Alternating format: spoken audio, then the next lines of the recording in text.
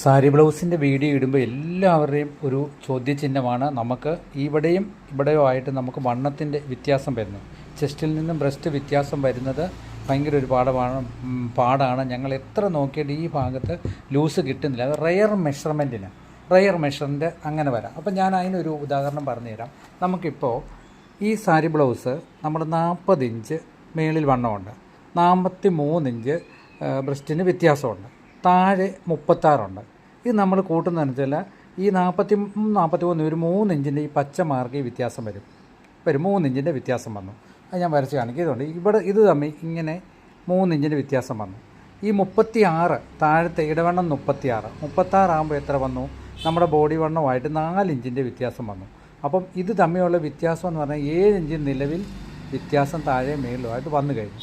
പിന്നെ നമ്മൾ ഈ ഭാഗം നമ്മൾ ക്രോസ് വെട്ടുമ്പോൾ ഏത് വണ്ണമാണോ വണ്ണത്തിൻ്റെ കൂടെ 4 ഇഞ്ചും കൂടെ ചേർത്താണ് നമ്മൾ വെട്ടുമ്പോൾ ഇതുവഴി നമ്മൾ ഇങ്ങനെ ഇത് ക്രോസ് ചെയ്ത് 4-ൽ 1 വണ്ണം ഇട്ട് ഇപ്പോൾ 40 ആണ്, 40ൻ്റെ കൂടെ 4ഉം കൂടെ ചേർത്ത് 44 ഇട്ട് മാർക്ക് ചെയ്യുമ്പോൾ നമ്മൾ എങ്ങനെ അടിച്ചാലും ഈ സൈഡ് വരുമ്പോൾ 1/2 ഇഞ്ച് കുറവേ വരുള്ളൂ. ലൂസ് ഇട്ടാലും, അതായത് 10 ഇഞ്ച് ഇട്ടാൽ ഇവിടെ വരുമ്പോൾ 9.5 കിട്ടുള്ളൂ. അപ്പോൾ ഈ സൈഡിൽ നമ്മൾ വണ്ണം കൂടുതലുമാണ്, നിലവിൽ വണ്ണം കുറയുകയും ചെയ്യുന്നു.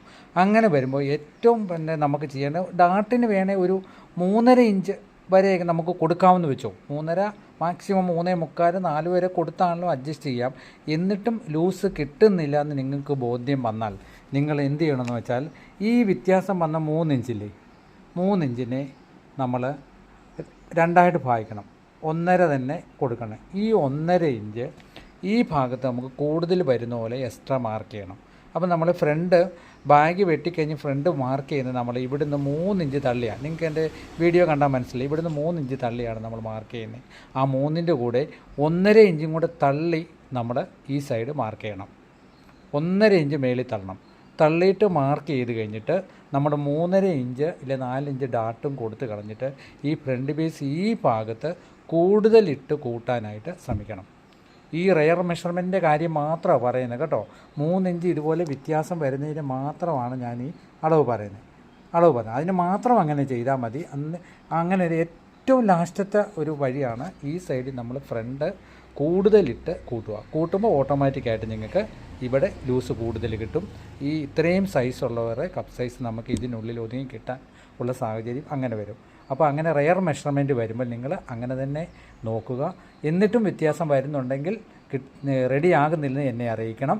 നമുക്കതിനുള്ള പോംവഴി കണ്ടെത്താം.